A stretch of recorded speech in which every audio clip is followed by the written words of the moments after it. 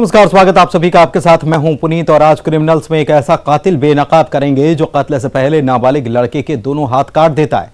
इस नृशंस हत्याकांड में एक जल्लाद पिता अपने बेटे की बेरहमी से हत्या करता है, जिसे डर था कि उसका राज खुल जाएगा। एक पिता के वहशीपन की तफ्तीश हम करेंगे, साथ ही होगा सीसीटीवी में कैद एक सन की आशिक का इंतकाम जो नाबालिग लड़की को इनकार करने पर खौफनाक सजा देता है। यही नहीं, मिस्ड कॉल पर मौत की मिस्ट्री की गुत्थी भी सुलझाएंगे आज के क्रिमिनल्स में। तो शुरू कर रहे हैं क्रिमिनल्स।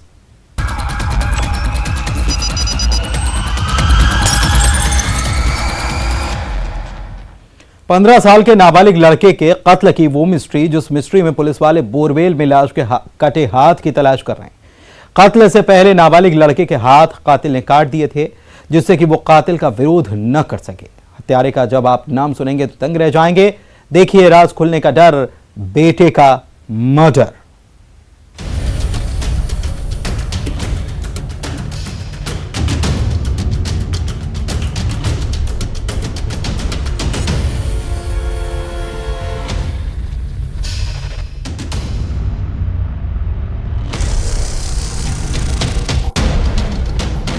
खेत में लाश, बोरवेल में कटे हाथ।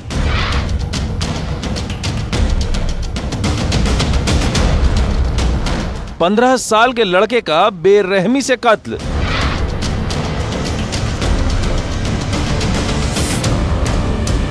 तीन 300 फीट गहरा राज।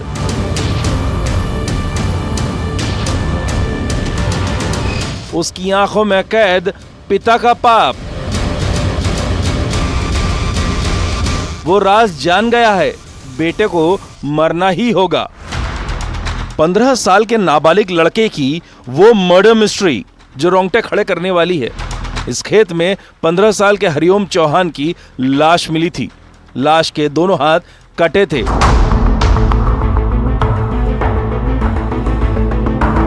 आखिर ऐसा इंतकाम कौन ले सकता है? इन हत्यारों की तस्वीर भी देखिए। ये कौन है, ये बाद में बताएंगे।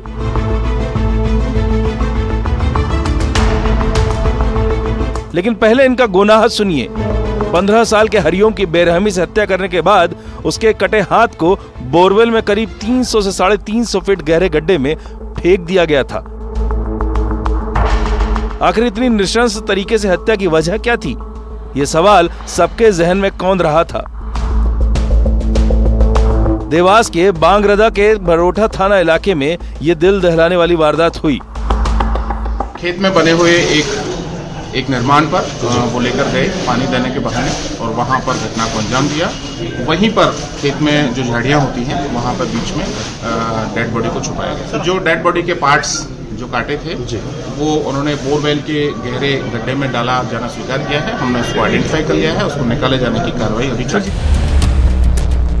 ना तो हरिओम की किसी से कोई दुश्मनी थी, ना ही कोई विवाद हुआ था।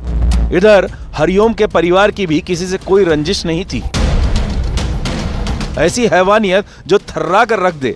और फिर पुलिस के सामने ये चेहरा आया जो मायूस होने का नाटक कर रहा था। हरिओम की हत्या पर आंसू भी बहा रहा था।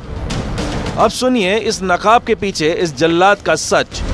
हरिओम की हत्या उसके पिता मोहनलाल ने की थी। क्षेत्र के बागरदा गांव में 6 तारीख की शाम को एक बच्चे की डेड बॉडी मिली थी। 15 वर्षीय इस बालक को इसी के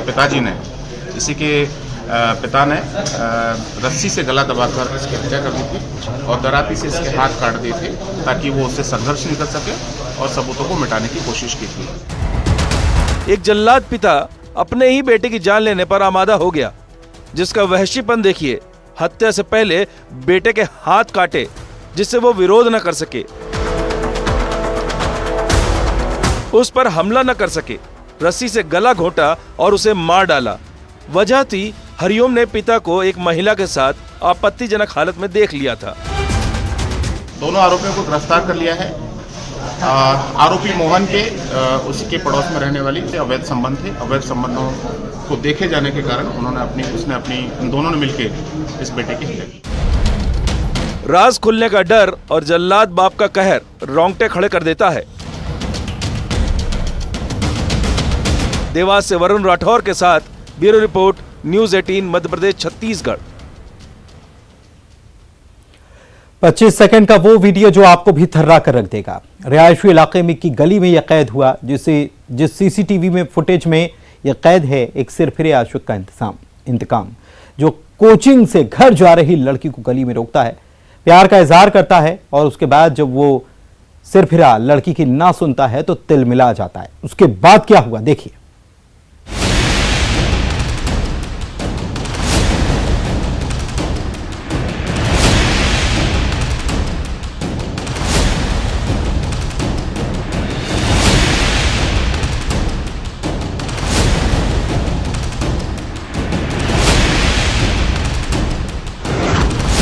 एक तरफा प्यार, इजहार,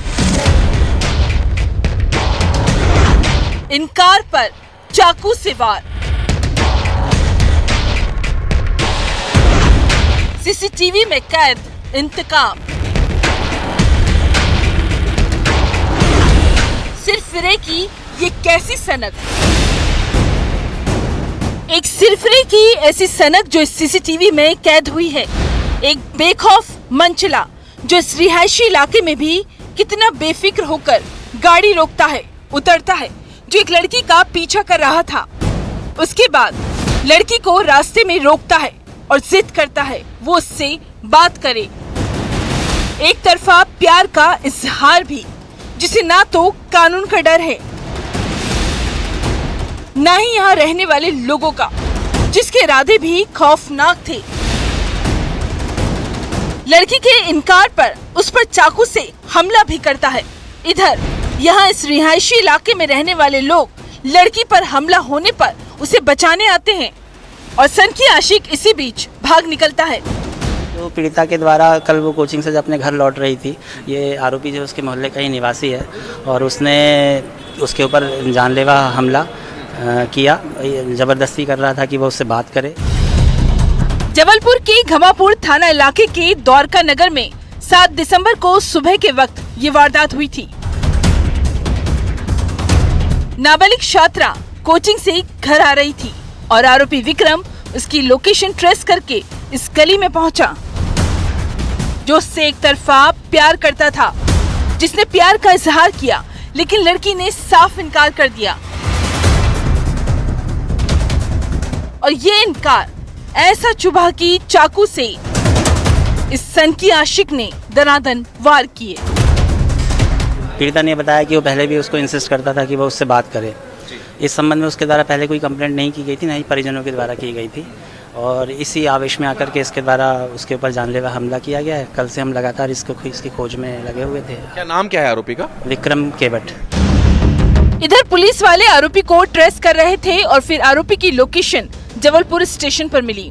पुलिस ने आरोपी विक्रम को गिरफ्तार किया। इस मामले में खुलासा हुआ है कि सिरफिरा लड़की को कई बार परेशान कर चुका है। विक्रम इसका नाम बताया जा रहा है, जिसने इस जघन्य, हम इसे अपराधी कहेंगे, क्योंकि हौसले इस कदर बुलंद थे कि घर के ही सामने इसे चाकुओं से कहीं ना कहीं वार करने की कोशिश की थी। फिलहाल पुलिस ने इसे पकड़ लिया और एक मैसेज दिया है कि ऐसा अगर अंजाम आप करेंगे, ऐसे अगर घटनाक्रम को अंजाम देंगे तो कहीं ना कहीं हालात कुछ इस तरीके के होंगे, फिर आपको सलाखों के पीछे जाना होगा। सवाल है कि आखिर ये कैसी सनक, कहां महफूज है लाडलिया। जबलपुर से पवन पटेल और प्रतीक अवस्थी के साथ bureau report, news 18 Madhya Pradesh Chhattisgarh.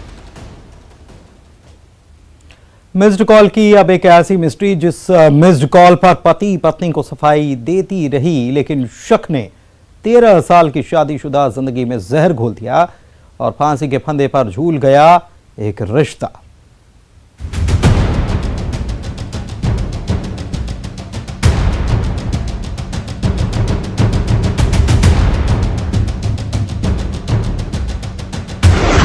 तेरह साल का रिश्ता और एक मिस्ड कॉल।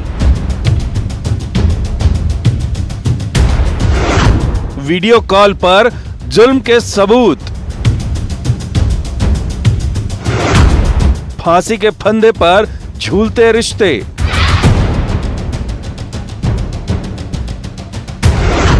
मिस्ड कॉल की मिस्ट्री।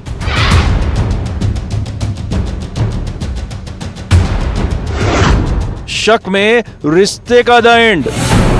13 साल की शादीशुदा जिंदगी, लेकिन 13 साल का रिश्ता एक मिस्ड कॉल पर आखिरी सांस ले रहा था। एक अनजान नंबर से मैसेज का आना और उसी अनजान नंबर से मिस्ड कॉल आना, और बस यही शक की वजह बना, और इस शक में एक परिवार बिखर गया। दरअसल कोरबा के मानिकपुर चौकी इलाके में 10 जुलाई को गगन ने एक रिपोर्ट दर्ज कराई थी। रिपोर्ट थी उसकी पत्नी ने सुसाइड कर लिया है। इस सुसाइड केस में दरख्ते रिश्तों की कहानी सामने आई, और रिश्तों में सामने आई शक से पैदा होती दरार। 10/7/2022 को थाना में गगन मिश्रा, जो अपनी पत्नी के फांसी लगाकर आत्महत्या कर लेने की रिपोर्ट दर्ज कराई थी, जिसमें मर्ग जांच पंचनामा कार्रवाई के बाद परिजनों से एवं मृतिका के मायके पक्ष वालों से पूछताछ कथन पर पता चला कि इसके पत्नी के मोबाइल में अनजान नंबर से एवं मैसेज आने से इसके चरित्र पर शंका किया करता था। इसी बात पर से हमेशा लड़ाई झगड़ा किया करते थे। 10 जुलाई को गगन की पत्नी ने मौत को गले लगाया था। इल्जाम लगा पति पर शारीरिक और मानसिक प्रताड़ना का। दरअसल जिस दिन पत्नी ने सुसाइड किया, उस रोज भी मिस्ड कॉल को लेकर पति गगन ने पत्नी से झगड़ा किया। दरअसल महिला को एक अनजान नंबर से मिस्ड कॉल आया था। पत्नी बार बार पति को सफाई देती, ये कहती कि उसे नहीं पता ये किसका नंबर है, और फिर रोज रोज की इस किचकिच से तंग आकर उसने मौत को गले लगा लिया। इसी लड़ाई झगड़े के कारण ये प्रताड़ित होकर आत्महत्या की थी। इसी प्रकरण में गगन मिश्रा को प्रताड़ित करने से, मृतिका आत्महत्या कर लेने से धारा 306 ताजीरात का प्रकरण दिनांक 6/12/2022 को दर्ज कर आरोपी गगन मिश्रा को न्यायिक रिमांड पर। मृतिका के मायके वालों का आरोप है कि उनका दामाद शराब के नशे में बेटी पर जुर्म ढहाता था। वीडियो कॉल करके बेटी ने अपने जख्म भी दिखाए थे। परिवार ने दोनों को समझाया भी होगा, और फिर ये भी कि पति पत्नी का मामला है, सुलझ जाएगा, लेकिन इस रिश्ते का द एंड इतना खौफनाक निकला।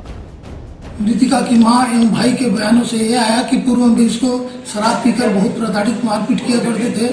मारपीट से प्रताड़ित होकर महिला ने आत्महत्या। सोचिए जरा, एक शक में कैसे बिखर गया एक परिवार। 3 मासूम बच्चों से मां का आंचल छिन गया, और पिता वो जेल में है। कोरबा से अब्दुल असलम के साथ bureau report, news 18 Madhya Pradesh Chhattisgarh. और अब मंदिर में चोरी की वो वारदात जब चोर गिरोह पहले मंदिर की रैकी करता है और अगले दिन रात में मंदिर में चोरी करने से पहले प्रणाम करता है। जिस गिरोह में शामिल है एक आदतन अपराधी, जिस पर लूट और चोरी के 15 मामले दर्ज हैं। कैसे बना था मंदिर में चोरी का प्लान, देखिए जरा।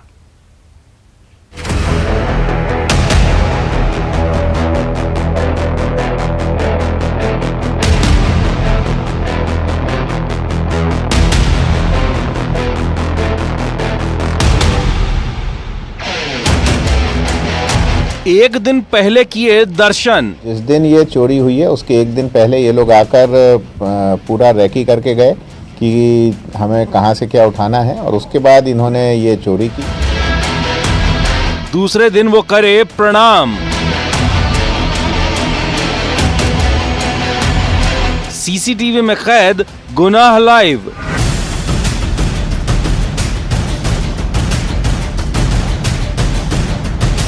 जेल में बना जुर्म का प्लान। ग्वालियर सेंट्रल जेल में ये जो बदमाश हैं, इनकी मुलाकात एक पनिहार क्षेत्र में रहने वाले बदमाश से हुई। ऐसे खुला चोरों का राज। सबसे पहली तस्वीर इस सीसीटीवी में जो कैद हुई है उसे देखिए। ये शख्स जो पहले मंदिर में प्रणाम करता है। अगर आप भी सोच रहे होंगे ये शख्स मंदिर में दर्शन करने आया है, तो अब जरा दूसरी तस्वीर देखिए जो इस शख्स के गुनाह की गवाही लाइव दे रही है। जो पहले शत्रु को काटता है, उसे चुराता है। अभी सीसीटीवी में एक ही शख्स नजर आ रहा है, लेकिन इस चोरी की वारदात में 3 लोग शामिल हैं। अब इसके बाद दूसरी तस्वीर कैद होती है जिसमें मूर्ति ले जाते हुए ये चोर नजर आता है, और इसी बीच एक और शख्स का हाथ दिखाई देता है। जैन मंदिर में चोरी का ये प्लॉट कैसे रचा गया, ये भी पुलिस की जुबानी सुनाते हैं। राजस्थान के भरतपुर से चोरों को पुलिस ने धर दबोचा। ग्वालियर के पनिहार थाना इलाके के जैन मंदिर में 30 नवंबर की रात 3 बदमाशों ने चोरी की वारदात को अंजाम दिया था। ये पनिहार थाना क्षेत्र अंतर्गत दिनांक 30 नवंबर को रात्रि में एक जैन मंदिर में चोरी हो गई थी, और जिसमें कि एक भगवान आदिनाथ की छोटी प्रतिमा और छत्र जो भगवान के शीर्ष पे होते हैं, ये 6 छत्र चोरी चले गए थे। और लगातार ग्राउंड पुलिसिंग करके इसमें 2 आरोपियों को गिरफ्तार किया है, जिसमें से एक को भरतपुर से पकड़ा गया है।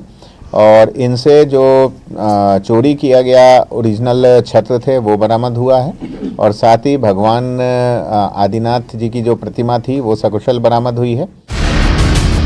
ग्वालियर क्राइम ब्रांच और पनिहार थाना पुलिस ने चोरों का सुराग लगाने के लिए पुराने चोरों से पूछताछ शुरू की। तफ्तीश में इस बात का क्लू मिला कि चोरी में शामिल बदमाश की मुलाकात जेल में हुई थी, और फिर उन्हें पनिहार के जैन मंदिर के बारे में पता चला। सुनिए। इसमें मूल कहानी यह है कि जब ये चोरी हुई तो इसके बाद थाना पनिहार के पुराने चोरों से पूछताछ आरंभ की गई, और उसी में ये क्लू मिला कि ग्वालियर सेंट्रल जेल में ये जो बदमाश हैं इनकी मुलाकात एक पनिहार क्षेत्र में रहने वाले बदमाश से हुई। और उससे पूछताछ में ये पता चला कि पनिहार में एक जैन मंदिर है जहाँ पे इस तरह की मूर्तियाँ हैं, और इस इनपुट पे या इस सूचना पे इन्होंने प्लान किया, और जिस दिन ये चोरी हुई है उसके एक दिन पहले ये लोग आकर पूरा रेकी करके गए कि हमें कहाँ से क्या उठाना है, और उसके बाद इन्होंने ये चोरी की। सीधे शिमला लिए चलते हैं, जहां पर प्रेस वार्ता हो रही है, क्योंकि सरकार बनाने की जद्दोजहद जारी है। और जद्दोजहद इसलिए क्योंकि विधायक दल का नेता कौन बना है, इसको लेकर प्रेस वार्ता। उनसे कर्टसी कॉल करने हम गए थे। राजू, केंद्रीय आलाकमान को फाइनल कॉल और फाइनल मैसेज यहाँ से क्या गया है?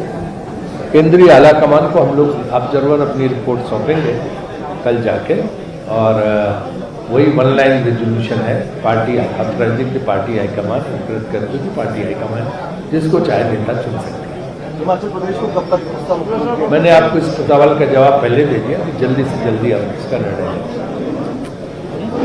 शुक्ला जी, क्या शिमला में कंसेंसस नहीं बन पाई जिस वजह से ये? ऐसा कुछ नहीं, कंसेंसस ही तो है। हाईकमान को अग्रसर करना तो कंसेंसस ही है, सहमति है।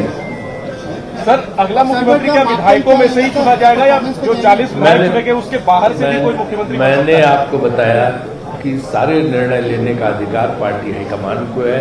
पार्टी हाईकमान जो निर्णय लेना चाहे ले सकती है। राजीव, एक मैसेज और बाहर जा रहा था कि अंदर खाने स्थितियां ठीक नहीं है, इसको लेकर जो ये मीडिया में चल रहा है, कहाँ में जा रहा है, पूरी तरह से निराधार, गलत, कहीं कोई गुटबाजी नहीं, कहीं कोई इस तरह नहीं। अंदर खाने सब कुछ ठीक चल रहा था, कहीं कुछ गड़बड़ नहीं चल रहा था। ये सब मीडिया की बनाई हुई बातें हैं, अंदर कुछ नहीं। पूरी तरह से एकता है, पूरी तरह से जो है शांतिपूर्ण ढंग से मीटिंग हुई। सारे विधायकों ने एक सहमति से, एक स्वर से, और जो है हम पार्टी हाईकमान को अधिकृत किया, क्योंकि कोई विवाद है ही नहीं। हिमाचल प्रदेश को क्या पहली महिला मुख्यमंत्री भी मिल सकती है? देखिए, आप हम भी 20 साल पत्रकार रहे हैं, इसलिए आप हमें जो है जो सवालों के जवाब में उलझाने की कोशिश करते हैं, ये सवाल हम खुद पूछा करते थे। और बताइए नेक्स्ट।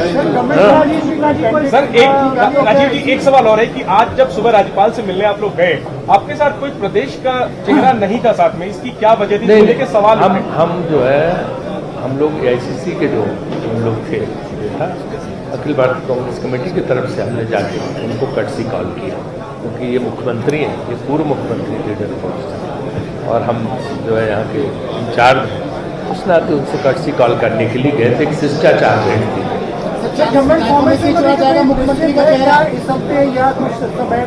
आपको बताया जाएगा जैसे पार्टी हाईकमान फैसला लेगा, आपको बता दिया जाएगा। जीते हुए विधायकों में से मुख्यमंत्री का चेहरा होगा? मैंने आपको बताया ना कि सारे निर्णय पार्टी हाईकमान लेगा, हम लोग अपनी रिपोर्ट जाके सौंप देंगे। सर, फिर भी कितना समय लग सकता है, क्योंकि सभी बस यही जानना चाहते हैं। ये सवाल तो 5वीं बार आ रहा है, जिसका हम जवाब दे चुके हैं। शुक्ला जी, प्रेसवा जी ने कहा है कि हाईकमान को वीरभद्र जी की जो लीगेसी है उसको जरूर ध्यान में रखना चाहिए। देखिए, वीरभद्र जी को तो हम सारे लोग मानते हैं, प्रतिभा जी खाली तो मानती नहीं, सारे लोग मानते हैं वीरभद्र जी को, है पूरी कांग्रेस मानती, तो वो तो कोई बात ही नहीं है। ये सारी चीज़ों का जो है ना, और किसने क्या कहा मुझे तो उसका आइडिया पता नहीं है, लेकिन यह है कि वो तो पार्टी हाईकमान पे जब सब प्रतिवादी की भी उसी मीटिंग में उपस्थिति थी, जब उनको सबको अधिकृत कर दिया पार्टी हाईकमान को, तो ये सारे प्रश्न अब छोड़ दीजिए हाईकमान को।